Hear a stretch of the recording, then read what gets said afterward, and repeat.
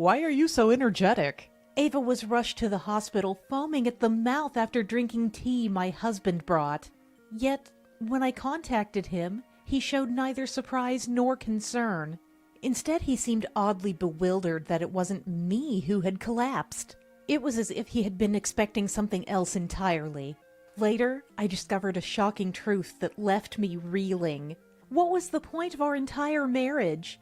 Confused and disbelieving, my mind was in turmoil. Tears naturally spilled, but I clenched my fists, resolving to seek revenge. I am Sophia, 58 years old. How did it come to this? I found myself constantly pondering this, exhausted in both body and mind. My husband, once so kind, had changed. David no longer showed care or gave gifts. Even when I prepared birthday presents or arranged dinner for our anniversary, he often ignored them. Over 20 years of marriage, we might have become like air to each other, in both good and bad ways. There was no point in expecting anything from my husband anymore. I couldn't help feeling neglected and troubled. After our daughter married and left home 5 years ago, even birthday wishes from my husband ceased. But no matter how old I got, I felt a certain loneliness in our relationship.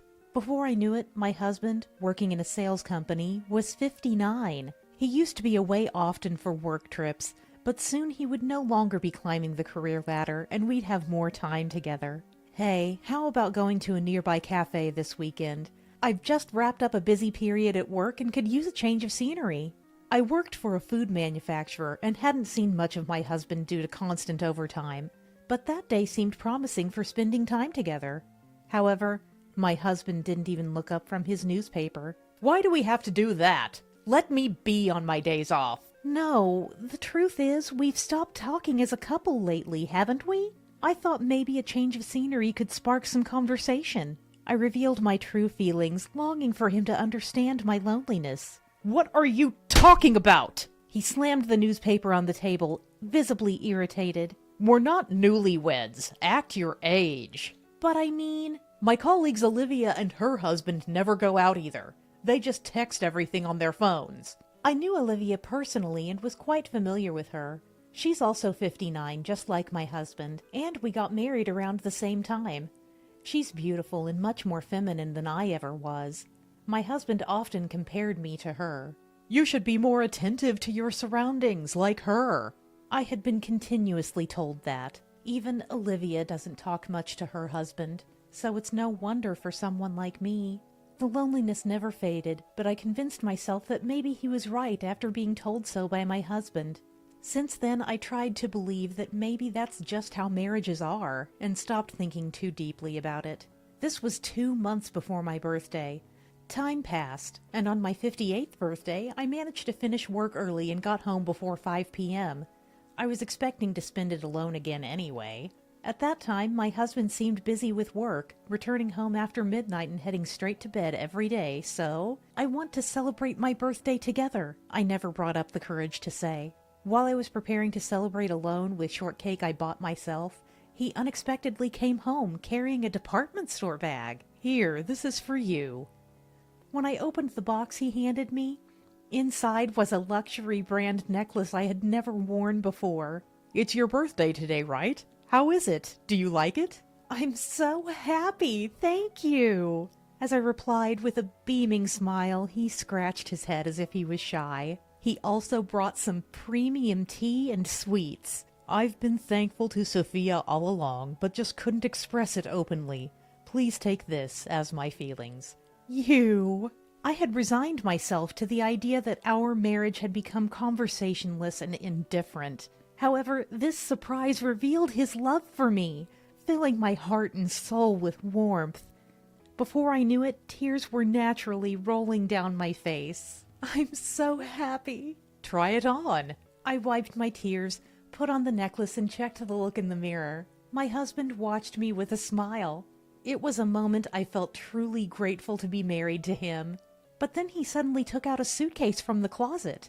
I hate to say this on such a day, but I have to go on a week-long business trip. Apparently. Get ready immediately and leave right away, he said, while packing. I'm sorry we can't celebrate properly. He kept apologizing, but work is work after all. I was disappointed, but I sent him off with a smile. By the way, that tea, don't mind me and finish it all, Sophia. According to the salesperson, it was a special kind of tea leaf that should be consumed within half a day after opening. Sorry, I had to open the package in the store to check the smell. Well, I have to go now. Leaving just those words behind, he dashed out the door. Left alone, I savored my husband David's kindness. About 30 minutes after David left, the doorbell rang. I was in the neighborhood for an errand and thought I'd drop by. My 84-year-old mother-in-law Ava often visited our house unexpectedly like this. But our relationship was good and I always enjoyed our talks, so I always welcomed her visits. It's a shame to drink such fine tea alone. Let Ava enjoy it too. I prepared a cup for her and set out some sweets to entertain her. Just then a courier arrived. Seeing it was a frozen item, I asked Ava, "Please go ahead and start without me," and began to open the package. But it took me longer than expected to organize the freezer. Finally, after sorting it out, I was able to join her for tea. That's when I saw something I never expected. "Ava, stay with me, please!" Ava suddenly collapsed, foaming at the mouth. She quickly became limp, unresponsive to my calls. Her face turned pale and she closed her eyes. "I'm calling an ambulance right now!" 15 minutes later, the paramedics arrived and Ava was rushed to the hospital. Unable to reach my husband, I didn't know what to do and just prayed. Thanks to the doctors' and nurses' efforts, Ava survived. It seemed she might have ingested something harmful, but Ava, regaining consciousness during treatment, couldn't recall eating or drinking anything unusual. Fortunately, she was doing well and could be discharged soon, but she was kept overnight for observation due to her age. "Hello, David? Finally got through to you. There's been a terrible situation here. Apparently something in the food had a strange component and Ava had to be hospitalized."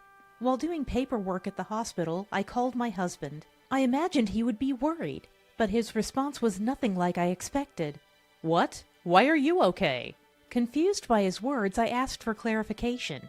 "What do you mean by that?" Well, as long as you're fine, Sophia, take care of Mom, okay?" He quickly hung up, as if trying to cover something up. It sounded almost like he wished I had been the one to fall ill. Hoping it was just a misunderstanding, I headed to Ava's room. Yet, in the midst of casual conversation with Ava, a startling truth confronted me. "What do you mean?" As I pieced it together in my mind, I began to suspect my husband. I decided to confirm my suspicions one by one. It's over, isn't it? Realizing my husband's betrayal, I prepared myself for our separation. However, I couldn't let it end like this. I was firmly determined to make him suffer the same agony as Ava did. A week later, my husband returned from his overnight business trip. "Welcome back. You must be tired. Have this and relax." I took his bag at the entrance and offered him a warm cup. He started drinking noisily. "How's it taste?" It's just like the usual tea." I peered at his face, which seemed normal. "Strange, isn't it? That was the luxury tea you gave me for my birthday." Hearing this, he violently spat the tea onto the floor. "What have you done to me?" He rushed to the kitchen, drinking water and trying to induce vomiting, panicked. "I'm done for!" Sweating and looking sickly pale, he begged, "Call an ambulance!" He asked for help, but as I silently watched, he tried to call himself. I snatched the phone from him. "What are you doing?" "Relax. It's just regular tea I bought earlier." Showing him the tea package, he collapsed on the floor. "You panicked because you knew something suspicious was in the leaves." "What are you talking about all of a sudden?" "Basically, you, David, were the one who tampered with it." As I leaned in, his eyes shifted away, clearly agitated. "I don't know anything about that." "Don't pretend you don't know. Because of that, Ava collapsed, foaming at the mouth." As I raised my voice, the door of the next room opened. "David, what are you doing?" Ava, who had been waiting in the back room, appeared unexpectedly. Her appearance made my husband even more suspicious. "Mom, it's a misunderstanding. Anyway, how can you be so sure it was the tea? Maybe something else she ate that day caused it." "I hadn't eaten or drunk anything that day." Ava had been fasting that day for a health checkup. She hadn't eaten anything and barely drank any of the tea, which the doctor said was why her symptoms were mild. This proves you tampered with the tea. But there's no proof I did it. Ava sighed heavily, frustrated by her son's desperate excuses. On my way to Sophia's house, I saw you coming out of the flower shop, carrying a big bag with a brand logo. This is what I heard in her hospital room. But apparently Ava tried to talk to my husband then, but he just got into a taxi and left. He seemed strange that day, and Ava planned to tell me about it. But then she lost consciousness after drinking the tea. Ava's words made my husband even paler and more restless. I glared at him. I checked with your company. They said there was no business trip. You were on leave. At this point, realizing my husband was hiding something, I thoroughly searched his belongings. I found several women's brand items on his card statement that I didn't recall gifting, and I had printed out his computer browsing history. Look at this! There's a list of shady drug purchases and dark websites. I confronted him with the browsing history and card statements. And this store matches the card payments. By now, his face had turned white, and he was speechless, but I had more evidence. You've been obsessed with love horoscopes, haven't you? I found printed horoscope results in the trash when I searched his room. They were crumpled up, perhaps because he didn't like the outcome. But this was the final straw.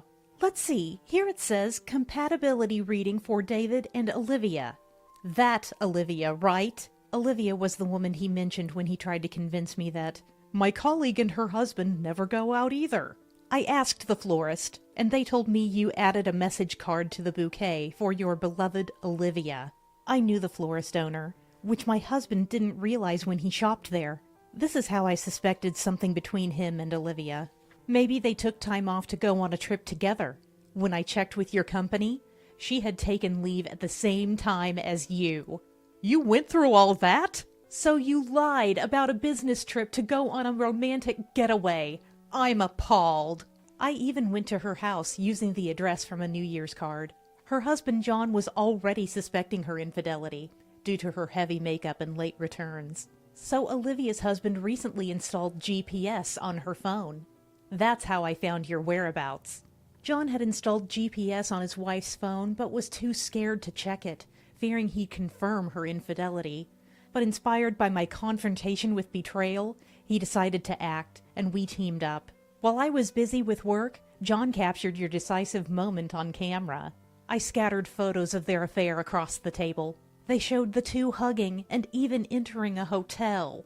Did you plan to kill me, collect the divorce settlement and pension, and start a second life with your lover? Shut up! Yes, that's right. My husband, resigning to his fate, began to confess their relationship. They started their affair 10 years ago, around the time he stopped giving me birthday presents. You're truly the worst! Be thankful I even put up with someone like you. Instead of apologizing, he became defensive and arrogantly sat on the sofa, crossing his legs. Suddenly, Ava smacked him on the head. I'm ashamed to have a son like you. I'm disowning you. Come on, I'm your only son. Please reconsider. I don't even want to see your face. I'm leaving everything to Sophia. Are you serious? Abandoned by his mother, he started to tear up. Sophia, look, I'm sorry. Can we start over? No way! You've been betraying me for 10 years! I firmly rejected any sympathy for David. We're getting a divorce, and I'll be claiming a hefty settlement. I apologized. Isn't that enough? As if it's that easy. Plus, her husband said he's going to storm into your office. What? My husband turned silent, breaking into a sweat. Hey, if you do that, I'll have trouble at work and won't get my full pension. Call him off, please. I shook my head silently. He looked utterly defeated. I decided to push him further. You know, I had an online tarot reading for David, and it said, life's biggest crisis. It's quite accurate. Maybe I should try it too. I'm sorry. Please forgive me. Finally, he deeply apologized, repeatedly bowing his head.